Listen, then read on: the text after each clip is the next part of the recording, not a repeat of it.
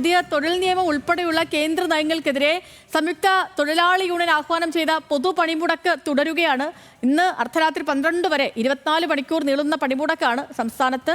ഇപ്പം അവശ്യ സർവീസുകളെയൊക്കെ പണിമുടക്കിൽ നിന്നും ഒഴിവാക്കിയിട്ടുണ്ട്. സർക്കാർ ഡയസ്നോൺ പ്രഖ്യാപിച്ചതോടെ പണിമുടക്കുന്ന ജീവനക്കാർക്ക് ശമ്പളം ലഭിക്കില്ല. തിരുവനന്തപുരം നെയ്യാറ്റിൻകര ഡിപ്പോയിൽ ജോലിക്കെത്തിയ KSRTC ജീവനക്കാരെ തടഞ്ഞു എന്നും അറിയുന്നു. വിവരങ്ങളുമായിട്ട് തിരുവനന്തപുരത്ത് നിന്ന് ചന്തു ചന്ദ്രശേഖറും ആഷിഖ് റഹ്മാനും, കൊച്ചിയിൽ നിന്ന് സഹിൻ ആന്റണിയും, കോഴിക്കോട് നിന്ന് രതീഷ് വാസുവിനും നമുക്കൊപ്പം തത്സമയമുണ്ട്. ആദ്യം ചന്തുവിലേക്ക് പോകണം. തിരുവനന്തപുരത്തെ കാര്യം നോക്കിയറിയാം. ചന്തു, ഇപ്പം 8-9 മണിക്കൂറാകുന്നു. 12 മണിയോട് തുടങ്ങിയതല്ലേ, 8-9 മണിക്കൂറാകുന്നു പണിമുടക്ക് തുടങ്ങിയിട്ട്. നമ്മൾ തുടക്കത്തിൽ ഹലോ മലയാളത്തിൻ്റെ തുടക്ക മണിക്കൂറൊക്കെ സംസാരിക്കുന്ന സമയത്ത് ഈ റെയിൽവേ സ്റ്റേഷൻ്റെ ഫ്രണ്ടിലായിരുന്നു നമ്മുടെ ആഷിഖ്. അപ്പം ഒരുപാട് പേര് അവിടെ വന്ന് പെട്ടുകിടക്കുന്ന അവസ്ഥയൊക്കെ കണ്ടായിരുന്നു. ഇപ്പോഴും അങ്ങനെ തന്നെയാണോ? ഈ പോലീസിൻ്റെയൊക്കെ സർവീസ് തുടങ്ങിയിട്ടുണ്ട്. ഒപ്പം തന്നെ നെയ്യാറ്റിൻകരയിൽ എന്താ സംഭവിച്ചേ?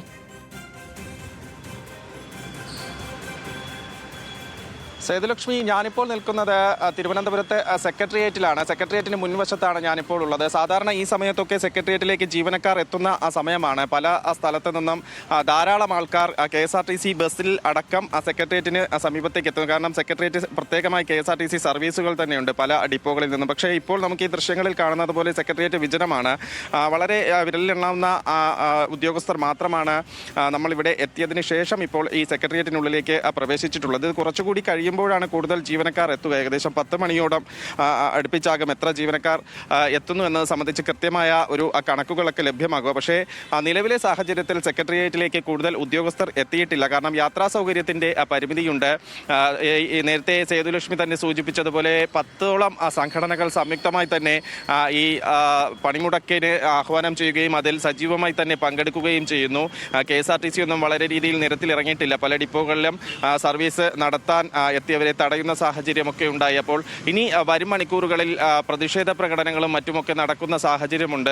ഈ പണിമുടക്ക് കൂടുതൽ ശക്തമായി തന്നെ വരും മണിക്കൂറുകളിൽ കാണാൻ കഴിയുന്ന സാഹചര്യമുണ്ട്. എന്തായാലും സെക്രട്ടേറിയറ്റ് ഇപ്പോൾ ഒഴിഞ്ഞു കിടക്കുകയാണ്. മാത്രമല്ല സെക്രട്ടേറിയറ്റിൻ്റെ ഈ മുൻവശത്ത് ഞാനിപ്പോൾ നിൽക്കുന്ന ഈ കണ്ടോൺമെൻറ്റ് ഗേറ്റിന് സമീപം നേരത്തെയൊക്കെ നമ്മൾ ഇന്നലെ എത്തുമ്പോൾ ഇവിടെയൊക്കെ ഇഷ്ടം പോലെ സെക്രട്ടേറിയറ്റിലേക്കും അനുബന്ധമായി സർക്കാർ ബാങ്ക് ഒക്കെ സ്ഥിതി ചെയ്യുന്ന ഒരു മേഖലയാണ്. ഇവിടേക്കൊക്കെ എത്തുന്ന ഉദ്യോഗസ്ഥരെ കൊണ്ട് നിറഞ്ഞിരിക്കുന്ന ഒരു സാഹചര്യമുണ്ട്. പക്ഷേ ഇപ്പോൾ ഉദ്യോഗസ്ഥർ ആരും തന്നെ ഇവിടെ ഇല്ല. എന്തായാലും സെക്രട്ടേറിയറ്റിലെ ഹാജർ നിലയിൽ വളരെ കുറവ് വരാനാണ് സാധ്യത. സർക്കാർ ഈ സമരത്തെ നേരിടുന്നതിന് വേണ്ടി ഡയസ്നോൺ പ്രഖ്യാപിച്ചിട്ടുണ്ട്. പക്ഷേ ഡയസ്നോൺ പ്രഖ്യാപിച്ച അടിയന്തര സാഹചര്യത്തിൽ മാത്രമേ ലീവ് അനുവദിക്കാവൂ, അവരുടെ ശമ്പളം കട്ട് ചെയ്യുക തുടങ്ങിയ കാര്യങ്ങളൊക്കെ സർക്കാർ ഏർപ്പെടുത്തിയിട്ടുണ്ടെങ്കിലും പണിമുടക്ക് ശക്തമായി തന്നെ മുന്നോട്ട് പോവുകയാണ്. ഓക്കെ ചന്തു, ശരി.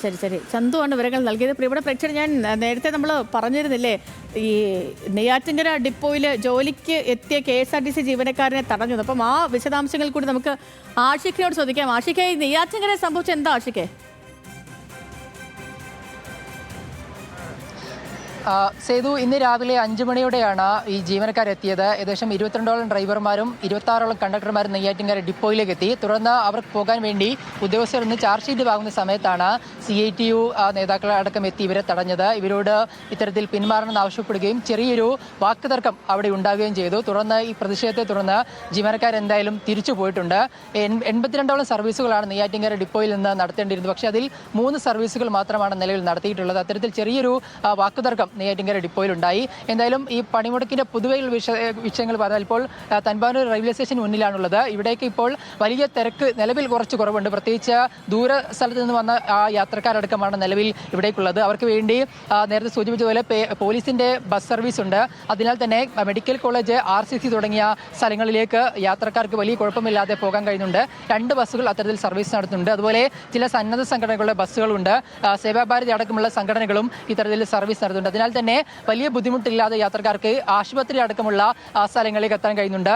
കുറേ ആളുകൾ ഇത്തരത്തിൽ ഓട്ടോ ഉപയോഗിച്ചാണ് പോകുന്നത്. ഓട്ടോ ഉപയോഗിച്ച് കുറച്ച് അധികം വലിയ ദൂരമില്ലാത്ത സ്ഥലങ്ങളിലേക്ക് അടക്കം ഓട്ടോ അടക്കം പോകുന്നുണ്ട്. ടാക്സി അടക്കം വിളിച്ച ആളുകൾ പോകുന്നത് കാണാൻ കഴിയുന്നുണ്ട്. പോലീസ് കൃത്യമായി പലർക്കും ഈ ഒരു സൗകര്യം ചെയ്തു കൊടുക്കുന്നുണ്ട്. കൃത്യമായി നിർദ്ദേശം നൽകിക്കൊണ്ട് ഇത്തരത്തിൽ പൈസ വാങ്ങിച്ചു ഓടുന്നവരാണ്. അങ്ങനെ ഓടാൻ നമ്മൾ താമസിക്കില്ല. എന്താണ് പ്രശ്നം? അമിതമായി ചാർജ് വാങ്ങിച്ചു ഓടുന്ന ഓട്ടോ ഡ്രൈവർമാരാണ് ഇന്ന് വണ്ടി കൊണ്ടുവന്നിട്ടുള്ളത്. അങ്ങനെ ഓടാൻ പറ്റില്ല. RCC ഒക്കെ 300 രൂപയൊക്കെയാണ് ചോദിക്കുന്നത്. അതിനെ നമ്മൾ ചെറുക്കും. മനസ്സിലായി? RCC ഒക്കെ 100-150 പറഞ്ഞു പോകുന്നതിന് നമ്മൾ ഒരു എതിരുമില്ല. RCC ഒക്കെ പോകുന്നതിന് ഒരു എതിരുമില്ല. അത് കാറിൽ പോയാലും ആട്ടോയിൽ പോയാലും ഏത് വണ്ടിയിൽ പോയാലും നമ്മൾ അതിനെയൊന്നും എതിർക്കില്ല. അല്ലാതെ അമിതമായി പൈസ വാങ്ങിച്ച വണ്ടി ഓടുകയാണെങ്കിൽ അതിനെ നമ്മൾ ചെറുക്കും. എന്താ ഇപ്പൊ പറയുന്നത്? 300 രൂപയാണ്. 300 രൂപ RCC ഒക്കെ ബസ്സില്ലേ? ബസ്സില്ല, ബസ്സുണ്ടോ ഇല്ല എന്നുള്ളത്. എക്കാലവും ഇവിടെ സമരപരിപാടി വരുമ്പോൾ ബസ് ഇവിടെ കൊണ്ടിടും, പോലീസിന്റെ ബസ് കൊണ്ടിടും. അപ്പോൾ ഞങ്ങളാണ് കയറ്റി അവർ ആ വണ്ടിയിൽ വിടുന്നത്. ഈ 300-400 രൂപ RCC രോഗികൾക്ക് ഇവിടെ പ്രീപെയ്ഡ് ബില്ലടിക്കുന്നത് 120 രൂപയാണ് ബില്ലടിക്കുന്നത്. ഇത് 300-400 രൂപ വാങ്ങിച്ചു പോകാൻ ഒരു കാരണവശാലും അനുവദിക്കില്ല, എന്ത് വിഷയമായാലും ശരിയല്ല. ഞാൻ ഏരിയ കമ്മിറ്റി അങ്ങോട്ട് മോട്ടാറിന്റെ ജില്ലാ കമ്മിറ്റി അങ്ങോട്ട് ഏതോ അത്തരത്തിലാണ് ഇന്ന് പ്രത്യേകിച്ച് പണിമുടക്കായതിനാൽ തന്നെ ഈ വലിയ രീതിയിൽ പണം ഈടായിക്കൊണ്ട്, അതായത് 120 രൂപ 180 രൂപ വരേണ്ട RCC അടക്കമുള്ള സ്ഥലങ്ങളിലേക്ക് 300 രൂപ അടക്കം വാങ്ങിക്കൊണ്ട് ചില സർവീസ് നടത്തി എന്നുള്ളതാണ് ഇവർ ഇപ്പോൾ പറയുന്നത്. അതിൻ്റെ ഒരു പ്രതിഷേധമാണ് നമ്മളിപ്പോൾ എന്തായാലും കണ്ടത്. എന്തായാലും ഈ RCCയിലടക്കം പോലീസിൻ്റെ ഒരു ബസ്സുണ്ട്, പക്ഷേ 2 ബസ്സുകളാണുള്ളത്. അതിൽ മാക്സിമം യാത്രക്കാരെ കയറ്റി വിടുന്നുണ്ട്. പക്ഷേ എന്നാലും അത് തികയുന്നില്ല എന്നുള്ളതാണ് പറയുന്നത്. ചില ആളുകൾ പ്രത്യേകമായി സ്വകാര്യമായി വിളിക്കുന്ന വാഹനങ്ങളിലെല്ലാം 300 രൂപയ്ക്കടുത്ത് വലിയ പണം ഈടാക്കുന്നു എന്നുള്ളതാണ് ഇവർ പ്രധാനമായും പറയുന്നത്. എന്തായാലും നിരത്തുകളിലേക്ക് വലിയ രീതിയിൽ വാഹനങ്ങൾ എത്തുന്നില്ല. ചെറിയ സ്വകാര്യ വാഹനങ്ങളും ചില ഇത്തരത്തിൽ ഓട്ടോകളോ അടക്കം ഒഴിച്ചു നിർത്തിയാൽ വലിയ വാഹനങ്ങളില്ല. KSRTC ഒരു ബസ് പോലും ഇത്തരത്തിൽ ഈ തിരുവനന്തപുരം തമ്പാനൂർ KSRTC ബസ് സ്റ്റാൻഡിൽ നിന്ന് സർവീസ് നടത്തിയിട്ടില്ല.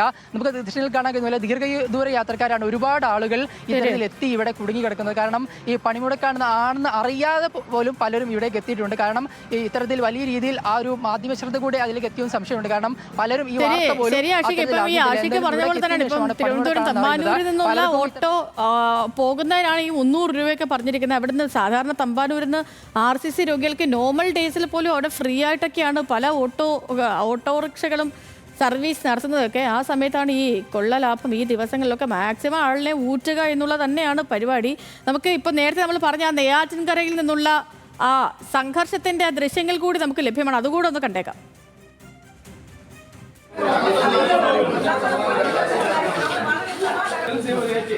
വളരെ സമാധാനത്തിൽ കാര്യങ്ങൾ ചെയ്ത് നമുക്ക് മാന്യമായി കഴിഞ്ഞ പ്രാവശ്യം നമ്മൾ വളരെ സഹകരിച്ചാണ് പോയത്. ഇതെന്ന് പറയാൻ പറ്റുമോ? നമ്മുടെ സർവീസ് നടത്തില്ലല്ലോ.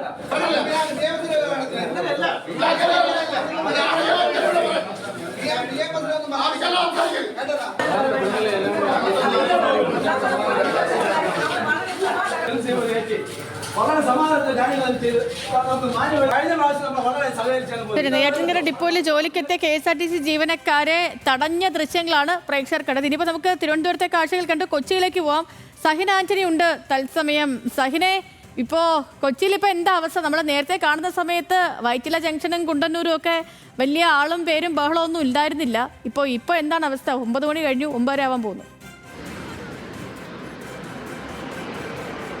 സേതു, എറണാകുളം ജില്ലയിൽ ആകമാനം പണിമുടക്ക് പൂർണ്ണമാണ് എന്ന് തന്നെ പറയേണ്ടി വരും. ഏതാനും ചില വാഹനങ്ങൾ മാത്രമാണ് നിരത്തിലിറങ്ങിയിരിക്കുന്നത്. ഈ ഇരുചക്ര വാഹനങ്ങളോ 2-3 കാറുകളോ നിരത്തിലിറങ്ങിയതൊഴിച്ചാൽ സമാധാനവും ഒപ്പം തന്നെ പൂർണ്ണവുമാണ് പണിമുടക്ക് എന്നുള്ളതാണ്. പ്രത്യേകിച്ചും വ്യാവസായിക നഗരവും തലസ്ഥാനവും കൂടിയാണ് എറണാകുളം ജില്ല. ആ എറണാകുളം ജില്ലയിൽ ഇന്ന് എടയാറായിക്കൊള്ളട്ടെ എരൂരായിക്കൊള്ളട്ടെ രാവിലെ മുതൽ ഷിഫ്റ്റിന് തൊഴിലാളികളൊന്നും തന്നെ ജോലിയിൽ കയറിയിട്ടില്ല എന്നുള്ളതാണ് മനസ്സിലാക്കാൻ കഴിയുന്നത്. ഒപ്പം തന്നെ വലിയ രീതിയിൽ ഈ പണിമുടക്കിലേക്ക് ആളുകളെ ആകർഷിക്കാനും കഴിഞ്ഞിട്ടുണ്ട്. കാരണം ഇന്നലെ മുതൽ തന്നെ തൊഴിലാളി സംഘടനകളുടെ ക്യാമ്പയിനുകൾ ഉണ്ടായിരുന്നു. പണിമുടക്കിനോട് സഹകരിക്കണമെന്ന് ആവശ്യപ്പെട്ടിരുന്നു. ആ ആവശ്യം ഏറെക്കുറെ അംഗീകരിച്ചിട്ടുണ്ട് എന്നുള്ളതാണ് മനസ്സിലാകുന്നത്. നമ്മളിപ്പോൾ ഉള്ളത് എറണാകുളം മേനക ജംഗ്ഷനിലാണ്. ഇവിടെ അല്പനേരത്തിനുള്ളിൽ തന്നെ തൊഴിലാളി സംഘടനകളുടെ പ്രകടനവും തുടർന്ന് പൊതുസമ്മേളനവും നടക്കും. എന്തായാലും പണിമുടക്ക് എറണാകുളം ജില്ലയെ സംബന്ധിച്ചിടത്തോളം പൂർണ്ണമാണ് എന്ന് തന്നെ പറയാൻ കഴിയും. നഗരത്തിൽ ഇന്ന് വാഹനങ്ങളൊന്നും തന്നെ നിരത്തിലിറങ്ങിയിട്ടില്ല. ഞാൻ നേരത്തെ സൂചിപ്പിച്ചതുപോലെ തന്നെ ഏതാനും ചില ഇരുചക്ര വാഹനങ്ങൾ മാത്രമാണ് നിരത്തിലിറങ്ങിയിട്ടുള്ളത്. ആ വാഹനങ്ങളിൽ തന്നെ അത്യാവശ്യക്കാർ മാത്രമാണ് ഇന്ന് പുറത്തേക്ക് ഇറങ്ങിയിട്ടുള്ളത് എന്നുള്ളതാണ്. നേരത്തെ തന്നെ ഞാൻ പറഞ്ഞിരുന്നു. എന്തായാലും എറണാകുളം ജില്ലയെ സംബന്ധിച്ചിടത്തോളം സമാധാനപൂർണ്ണമായിട്ട് തന്നെയാണ് സമരം മുന്നോട്ട് പോയിക്കൊണ്ടിരിക്കുന്നത്. CITU നേതാവായിട്ടുള്ള മണിശങ്കർ കൂടി ചേരുകയാണ്. എങ്ങനെയുണ്ട് സഖാവേ, സമരം പൂർണ്ണമാണോ? സമരം അഖിലേന്ത്യാ അടിസ്ഥാനത്തിൽ തന്നെ നാളിതുവരെയുള്ള ചരിത്രത്തിലെ ഏറ്റവും വലിയ തൊഴിലാളി പണിമുടക്കാണ്. കേരളത്തിൽ അത് സമ്പൂർണ്ണമാണ്. BPCL റിഫൈനറി പോലെയുള്ള സ്ഥലങ്ങളിൽ ഹൈക്കോടതി ഇന്നലെ പണിമുടക്ക് നിരോധിച്ചെങ്കിലും ഇന്ന് തൊഴിലാളികൾ പണിമുടക്കുകയും അവിടെ ഗേറ്റ് ഉപരോധിക്കുകയും ചെയ്യുന്ന ആവേശകരമായ അനുഭവമാണ് ഉള്ളത്. അത് തന്നെയാണ് മനസ്സിലാക്കാൻ കഴിയുന്നത്. എന്തായാലും BPCL അടക്കം തൊഴിലാളികൾ സമരത്തിൽ പങ്കാളികളാകുന്നു എന്നുള്ളതാണ് മനസ്സിലാക്കാൻ കഴിയുന്നതും. നേരത്തെ ഞാൻ സൂചിപ്പിച്ചതുപോലെ നമുക്കിനി കോഴിക്കോട്ടെ കാഴ്ചകളിൽ കൂടെ പോവാം. രതീഷ് ഉണ്ട് തത്സമയം. രതീഷേ, കോഴിക്കോട്ടെ അവസ്ഥ എന്താണ്? സേതു, നേരത്തെ രാവിലെ തന്നെ നമ്മൾ സൂചിപ്പിച്ചു കോഴിക്കോട് ജില്ലയിൽ ഈ പണിമുടക്ക് പൂർണ്ണമാണ്. സാധാരണ സ്വകാര്യ വാഹനങ്ങളും മറ്റും മാത്രമാണ് നിരത്തിലിറങ്ങുന്നത്. അവശ്യ സർവീസുകൾ ഒഴിച്ച് പൂർണ്ണമായും പണിമുടക്കിനോട് ജില്ല പ്രതികരിച്ചിരിക്കുന്നു.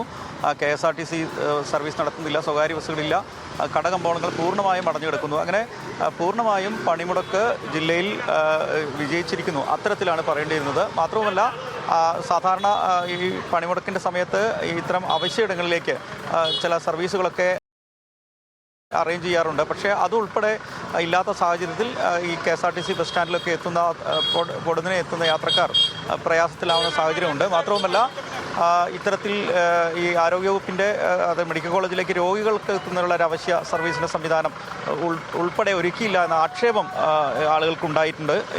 ഇത്തരത്തിൽ പെട്ടുപോയ ആളുകൾക്കുണ്ടായിട്ടുണ്ട്. എന്നാലും പണിമുടക്ക് നേരത്തെ അറിയിച്ചിരുന്നു എന്നതുകൊണ്ട് തന്നെ അധികം പ്രയാസങ്ങൾ ഉണ്ടായിട്ടില്ല എന്ന് വേണം മനസ്സിലാക്കാൻ. പൂർണ്ണമായും ഈ പണിമുടക്ക് ജില്ലയിൽ പൂർണ്ണമാണ്. അല്പസമയങ്ങൾക്കുള്ളിൽ സംയുക്ത ട്രേഡ് യൂണിയനുകളുടെ നേതൃത്വത്തിൽ പ്രകടനവും പൊതുയോഗവും ഒക്കെ ഉണ്ടാകുമെന്നാണ് അറിയിച്ചിട്ടുള്ളത്. ചെയ്തു. ഓക്കെ, ശരി. രതീഷാണ് വിവരങ്ങൾ നൽകിയത് കോഴിക്കോട് നിന്ന്.